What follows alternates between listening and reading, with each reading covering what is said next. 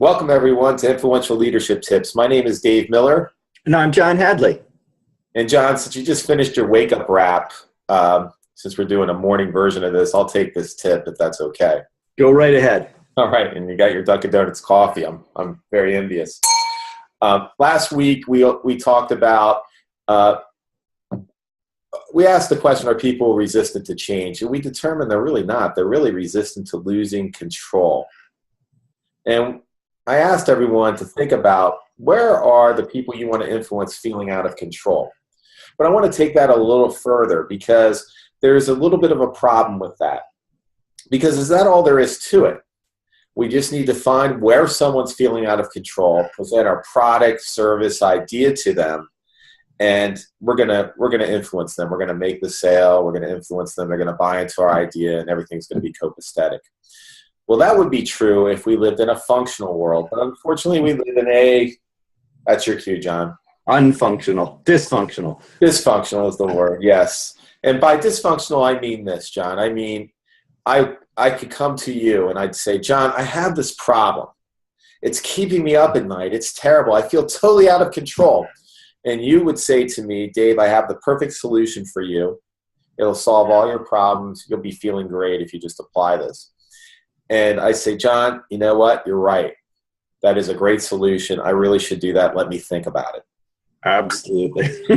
Okay, so there's got to be something more that really promotes people to change. And I want to share a screen with you here. The answer to that is, and here it comes, tension.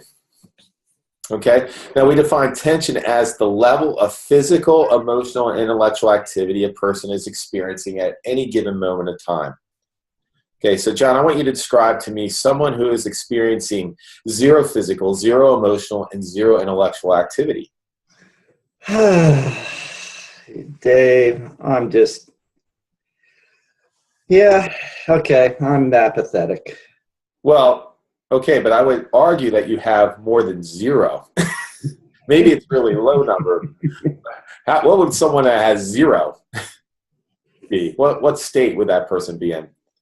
Come on, John, that wake-up rap should be kicking in now.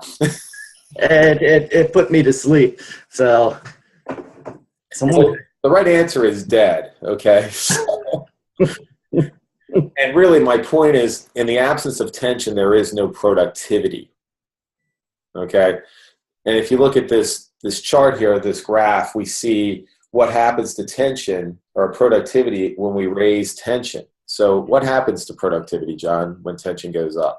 Hey, I pay more attention. I do. I get engaged. Yeah. I feel I want to do something. There's more productivity, right? Now, does that continue forever? If we continue raising tension up and up and up and up, what happens to productivity ultimately? At some point, I just feel so much tension that I can't function anymore. Right, because describe a person, the state of a person that's experiencing extreme physical, extreme emotional, and extreme intellectual activity. Well, you get the panic, overwhelm, frustration. They're stressed out, right? Mm-hmm. And so what happens to productivity? It goes down, right? But does it go down ever so gradually? Oh, no, because you reach that point where it's just like I'm running around like a chicken with a head cut off. I'm not productive because I'm just trying to do everything at once and I'm not really doing anything very well. That's correct. Now, do you see a point on this picture where maximum productivity is achieved? Yep, that I see that spot, and I see. Where would that be on the picture? Well, it's right. It's where that dotted line is going up to the top, going up vertically. Right. Now, we call that the threshold of activation. Now, I wrote about this, I think, in tip 4. I'm not sure. I have to go back and look. But it's been a long time since we're, I think, on tip close to 80 now. So the threshold of activation is that level of tension where someone will take immediate definitive action. And this is a really important concept to understand when you're thinking about influence in human behavior. So this has been studied for centuries. And one of my favorite experiments, they used to do these experiments, occurred in the 1800s. And it involved someone like you, John, going in and being interviewed. Okay, John coaches on interviewing, so this should be near and dear to his heart. But they go in to be interviewed, and unbeknownst to them, unbeknownst to you, John, because you're the one doing this, your chair that you're sitting on is rigged with a series of pipes with water running through them. There's an assistant in the next room who is slowly turning up the temperature of the water running through those pipes. So as you're having this conversation, being interviewed, your seat is getting warmer and warmer and hotter until it reaches a point where you stand up because you can't take it anymore. You're wondering what is going on. Mm-hmm. That point, that temperature where you stand up is called the threshold of activation. Or put another way, the threshold of activation is that level of disruption where you literally get off your butt and do something. So I like that. If somebody out there has been trying to change something or change someone's mind or influence them and they're not taking action, there's one reason and one reason only. They have not reached the threshold of activation.